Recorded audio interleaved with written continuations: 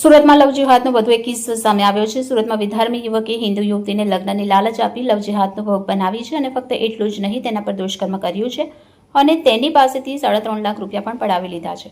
આરોપીએ હિન્દુ યુવતીને હિન્દુ અપરિણીત યુવાન તરીકેની ઓળખ આપી પીડિતાનો વિશ્વાસ જીતીને ₹3.50 લાખ પડાવી લીધા. તેના પછી લગ્નની વાત આવતા આરોપીએ સંબંધ તોડી નાખ્યો. તેના પછીની તપાસમાં આરોપી મુસ્લિમ અને 2 બાળકોનો પિતા હોવાનું ખુલ્યું હતું. ફરિયાદના આધારે પોલીસે ગુનો નોંધી આરોપીને ઝડપી પાડ્યો. પોલીસે આરોપીને રાજકોટથી ઝડપ્યો હતો.